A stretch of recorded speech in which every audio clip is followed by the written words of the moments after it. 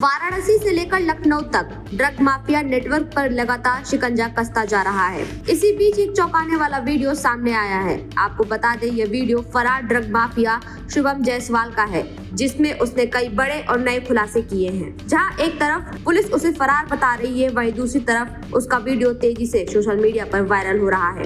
Viral video में शुभम ने सीधे तौर पर नेताओं को नसीहत दी है। मेरे नाम पर भ्रम मत फैलाओ, ना मैं किसी नेता से जुड़ा हूँ, ना किसी का गुलाम हूँ। शुभम का दावा है कि पुलिस की इंटेलिजेंस और सर्विलांस पूरी तरह से फेल हो गई है। यहाँ तक कि जिस माल को पुलिस ने उसके नाम पर दिखाया है, वो माल भी उसका नहीं है। शुभम का कहना है कि उसे फर्जी फंसाया जा रहा है। मामला यही नहीं रुकता। वीडियो में शुभम ने ड्रग विभाग पर भी बड़े आरोप लगाए हैं। उसका कहना है कि अधिकारी मुझसे पैसा मांगते हैं, व्यापारियों पर फर्जी केस दर्ज किए जा रहे हैं और दवा बनाने वाली कंपनियों पर कार्रवाई नहीं हो रही है।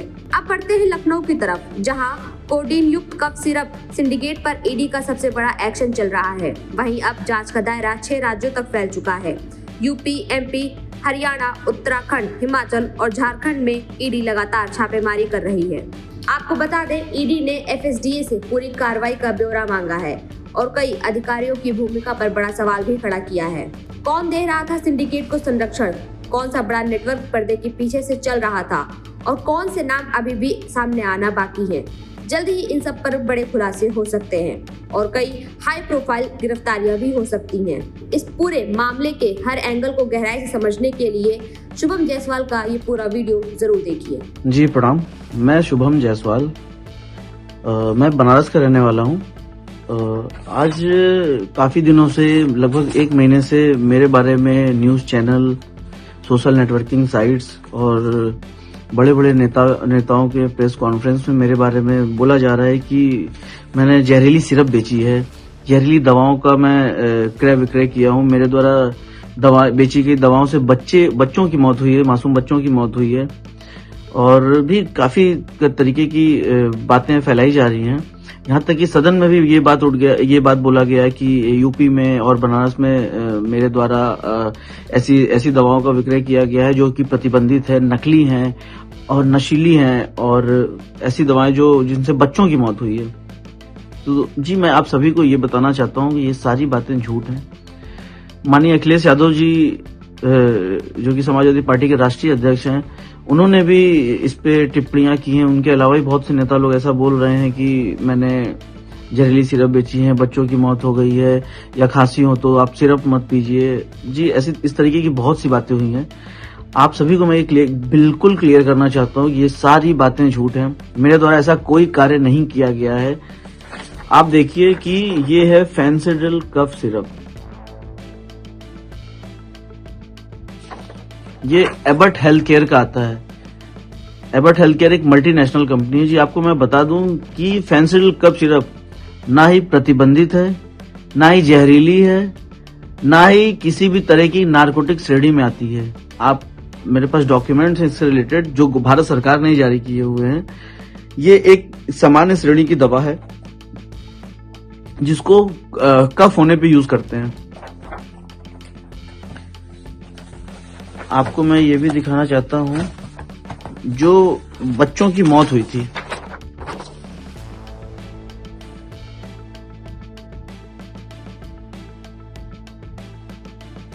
ये सीसन फार्मा द्वारा मैन्युफैक्चरिंग की गई थी। छोटे बच्चों की दवा है, पीडियाट्रिक दवा बोलते हैं, कोल्ड ड्रिप सिरप। ये इन दवाओं को पी के बच्चों की मौत हुई थी। इसमें उतना डिटेल मुझे नहीं पता है, बट वो दवा और फेंसिडिल और ये कोल्ड ड्रिप दोनों डिफरेंट दवाएं हैं।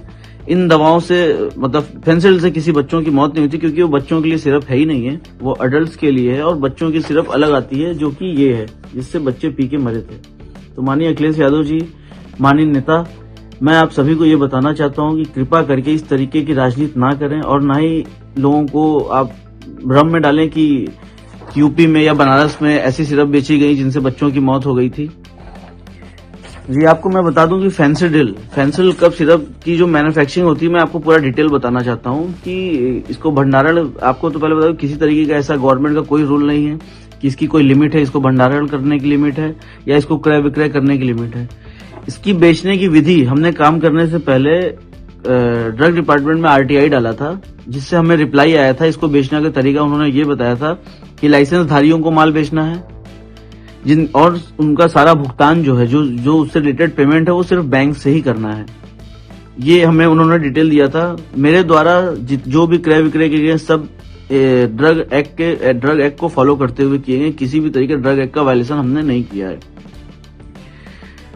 आपको बता दें कि कंपनी इसको कैसे बनाती है। कंपनी बनाती है तो इसमें जो कोडीन फॉस्फेट होता है, कोडीन फॉस्फेट का कोटा भारत सरकार के अंडर में, मिनिस्ट्री ऑफ फाइनेंस के अंडर में एक डिपार्टमेंट होता है, CBN, central bureau of narcotics, जो इसका कोटा कंपनियों को अलॉट करता है। सारी कंपनियों को वही कोटा अलॉट करते हैं, कोडीन का कोटा अलॉट करते हैं। मानिए एग्जांपल कि 5 किलो कोटा एबट हेल्थ केयर ने खरीदा, उससे उन्होंने 5 लाख बोतल मैन्युफैक्चरिंग की फेंसिडिल की, तो वो उसका ब्यौरा भी भारत सरकार को बेचने से पहले देते हैं कि हमने ये कोटा लिया तो इससे 5 लाख बोतल फेंसिडिल कफ सिरप का मैन्युफैक्चरिंग किया है। तो आप बताइए कि अगर वो 5 लाख बोतल का जब मैन्युफैक्चरिंग करके डिटेल का भारत सरकार को दे रहे हैं, तो माल बना के बेचेंगे ही। माल फिर वो बिल करते हैं हमारे जैसे डिस्ट्रीब्यूटर्स को। आपको बता दें कि इंडिया में इकलौते हम अकेले डिस्ट्रीब्यूटर नहीं थे, अकेले हम बेचने वाले नहीं थे। बनारस, झारखंड में मेरे पास था साइली ट्रेडर्स के नाम से, दिल्ली में एक फर्म थी, उत्तराखंड में एक फर्म थी, MP में एक फर्म थी। इस तरीके से और भी काफी जगह कई फर्में थी जहां पे कंपनी फेंसिडिल बिल करती थी। और गाजियाबाद में पकड़े गए माल में हमारे यहाँ का कोई माल नहीं था, साइली ट्रेडर्स का कोई माल नहीं था। सोनभद्र में साइली ट्रेडर्स का कोई माल नहीं पकड़ा गया, रांची में साइली ट्रेडर्स का कोई माल नहीं पकड़ा गया। तीनों जगहों का माल जो था वो दिल्ली का था। उस पर बैच नंबर, एक्चुअली क्या होता है, दवाओं पे बैच नंबर मेंशन होता है, जिससे आप पता कर सकते हैं या कोई भी डिपार्टमेंट पता कर सकता है कि ये माल किस जगह का बिल हुआ है। तो ये माल झारखंड से ना होकर दिल्ली का माल बिल किया हुआ था, दिल्ली की कुछ पार्टियां हैं उनके नाम पे बिल हुआ था। लेकिन मैं ये नहीं समझ पा रहा हूं कि जो भी कार्रवाई की जा रही है सिर्फ और सिर्फ मेरे ऊपर की जा रही है, जबकि मेरे द्वारा इस तरीके कोई कार्य, ये जो डॉक्यूमेंट्स अभी जो आप देख रहे हैं, ये मेरे द्वारा ही गवर्नमेंट को दिया गया था। जब मेरे यहाँ पे एक्चुअली फेंसिडिल कफ सिरप का प्रोडक्शन कंपनी बंद कर दी है, रीजन कि इसी तरीके डिपार्टमेंटल हेडक होते थे, तो कंपनी ये बंद कर दी है। कंपनी ने बनाना बंद कर दिया। हमारे पास भी जो भी स्टॉक पड़े हुए थे, हमने उसको लास्ट टाइम जुलाई लास्ट में हमारे यहाँ से स्टॉक खत्म हो गया था, हमने सब माल बेच दिया था। सारी पार्टियों को, सारे लाइसेंस धारियों को बेचा था।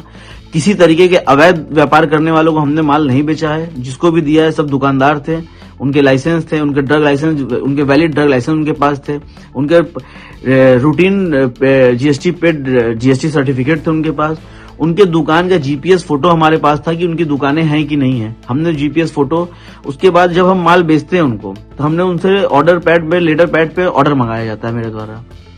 उसके बाद उनको बिल करते हैं माल बिल करने के तरीका ये है कि उनका हम सेल इनवॉइस बनाते हैं, ई-वे बिल बनाते हैं, ई-इनवॉइस करते हैं, और ट्रांसपोर्ट के थ्रू माल भेजते हैं। ट्रांसपोर्ट की बिल्टी होती है, जो ई-वे बिल बनता है, जिस गाड़ी से माल उस पार्टी को डिलीवर होता है, उस गाड़ी का डिटेल उस ई-वे बिल पे मेंशन होता है, ताकि मतलब वो ओवरऑल सारा बिल कंप्लीट करके फिर हम माल उनके पास भेजते हैं। लोग बता रहे हैं कि माल मेरे द्वारा भेजा गया माल उनके पास नहीं पहुंचा है, या वो सिर्फ कागजों पे फर्म है।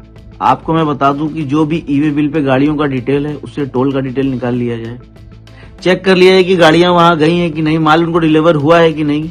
हमारे पास माल डिलीवर होने के बाद हम बिल की रिसीविंग लेते हैं, बिल्टी की रिसीविंग लेते हैं। हमारे पास ऑल डॉक्यूमेंट्स हमने ड्रग डिपार्टमेंट्स के लिए मेंटेन करके रखा था, जो हमने अपने झारखंड ड्रग डिपार्टमेंट को दिया। झारखंड ड्रग डिपार्टमेंट द्वारा जहां जहां हमने माल भेजा, वहां के ड्रग अथॉरिटी को ये शेयर किया गया।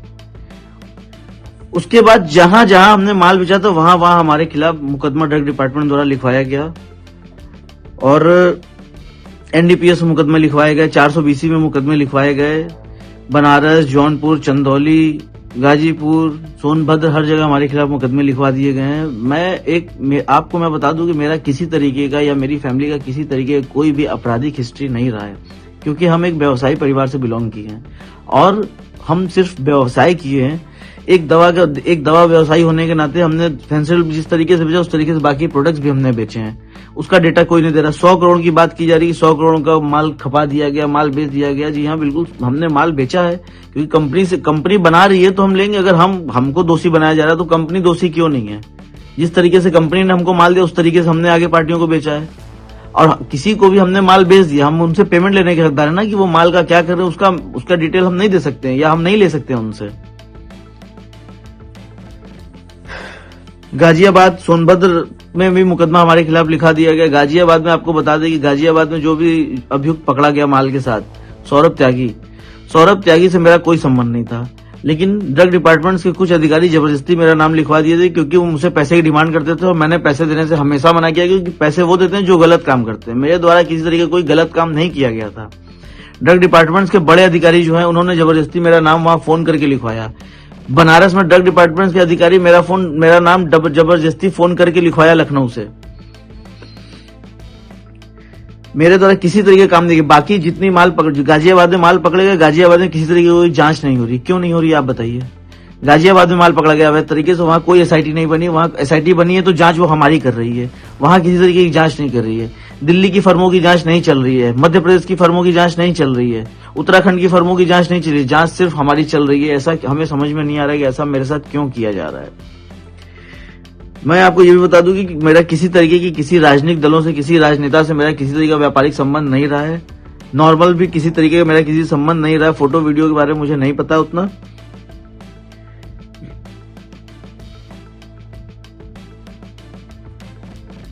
और एक और छोटी सी बात बताना चाहता हूँ। ये राजा ज्योति आनंद सिंह एक हमारे मित्र रहे हैं, हमारे साथी रहे हैं। 1 साल पहले उनकी मृत्यु हो गई थी। उसमें उनके फैमिली वाले मेरे ऊपर एलिगेशन लगा रहे थे कि हमने उनको जहर दे दिया है, कॉफी में जहर दे दिया। और ये मैं आपको बता रहा हूँ कि इस तरीके कोई काम मेरे द्वारा नहीं किया गया था। उस टाइम भी मैंने बोला था, डिपार्टमेंट के सामने जाके मैंने सब चीज बताया था, और सब चीज उनका पोस्टमार्टम हुआ था, उसमें भी सब क्लियर हो गया था। विसरा रिपोर्ट आई थी, उसमें आया था कि वो शराब के सेवन की वजह से उनकी डेथ हुई थी। उनकी तबीयत एक्चुअली परमानेंटली खराब थी उस टाइम। और उनके घर वाले हैं, उनके कुछ रिलेटिव, उनके जीजा, उनके पिताजी हमसे बहुत पैसे की डिमांड की लगभग, जो मैंने नहीं दिए, क्योंकि वो मुझे धमकी देके पैसे मांगते थे कि तुमको इसमें फंसा देंगे अगर पैसे नहीं दोगे तो। दोस्तों देखिए, लोग मेरे खिलाफ बहुत उल्टा सीधा बात कर रहे हैं। मैं किसी तरीके का कोई अवैध काम मेरे द्वारा किया ही नहीं गया है। मुझे फंसाया जा रहा है। माननीय मुख्यमंत्री जी से मैं निवेदन करता हूं कि जांच आप करवा ही रहे हैं, मुख्यमंत्री जी क्लियर जांच कराइए, ताकि मुझे फंसाया ना जा सके। मुझे हर जगह फंसाया जा रहा है। बाकी सारी पार्टियों को ये डिपार्टमेंट वाले बचा रहे हैं और सिर्फ मुझे फंसा रहे हैं। मैं आपसे निवेदन, माननीय अखिलेश यादव जी से मैं निवेदन करता हूं कि कृपा करके गलत बातें आप ना बोलें। आप बड़े हैं, आप गार्जियन हैं, आप सीनियर हैं, और ये जो है कि एमपी और ये दोनों अलग हैं। मैं निवेदन करता हूं कि सदन में गलत बातें ना फैलाएं, और किसी तरीके की मैंने ऐसा कोई कार्य नहीं किया जो अवैध हो। मैंने डिटेल, अगर इस पे नारकोटिक्स प्रोडक्ट की होता और एनारॉक्स होता तो मैं इसका क्रय विक्रय कभी जिंदगी में नहीं करता। मुझे बहुत परेशानी हो रही है, मैं बहुत झेल रहा हूँ, और मैं इसलिए हटा बढ़ा हूँ क्योंकि देखिए मैं एक व्यवसायी हूँ। मैं कभी पुलिस फौजदारी केस जेल मैंने नहीं देखा है, और पुलिस का नाम सुन के सबको डर लगता है। हम छोड़िए, मेरे साथ सारे व्यापारी परेशान है, सबको प्रताड़ित किया जा रहा है, सबको परेशान किया जा रहा है, मुकदमे उल्टे सीधे लिखे जा रहे हैं। ऐसा हमारे द्वारा कुछ नहीं किया गया, ना मेरे द्वारा ना मेरे व्यवसायियों के द्वारा। हमने एक नॉर्मल दवाओं की क्रय और विक्रय विधि पूर्वक की है, सारे कागजात के साथ की है, और किसी तरह की कोई सेल फर्में हमारे द्वारा नहीं बनाई गई हैं। जिन दुकानदारों को हमने माल बेचा है, जिस टाइम हम माल बेचते थे वो दुकान उस टाइम एग्जिस्ट करती थी। मेरे पास उसके एविडेंस है, मेरे पास उसके प्रूफ हैं। और मैं चाहता हूं, माननीय मुख्यमंत्री से मैं दोबारा निवेदन करना चाहता हूं कि कृपा करके इसकी स्पष्टीकरण, इसकी जांच आप करा रहे हैं, मुझे पता है, लेकिन कृपा करके इसमें आप इस तरीके की जांच ना कराएं जिसमें हम दोषी हों, क्योंकि हम दोषी नहीं हैं माननीय मुख्यमंत्री जी। और ये जो भी लोग ये आपको फैला रहे हैं या बोल रहे हैं, ऐसा कुछ भी नहीं है। आप इसकी जांच करा लीजिए, और हमारी मदद करिए। आपसे उम्मीद है, आप न्याय करते हैं हर जगह, और हम चाहते हैं कि आप हमारी मदद करिए मुख्यमंत्री जी। तो वाराणसी में फरार शुभम का वीडियो और लखनऊ में ईडी की ताबड़तोड़ रेड, दोनों मिलकर एक बड़े सिंडिकेट के खुलासे की तरफ इशारा कर रही हैं। क्या शुभम का दावा सच होगा या सिर्फ एक बचने की चाल है? जांच तेज है, गिरफ्तारियां जल्द हो सकती हैं। साथ ही अनुमान ये भी लगाया जा सकता है कि इसमें कई और बड़े नाम भी सामने आ सकते हैं। Report Kirti Gupta, in news, Lucknow.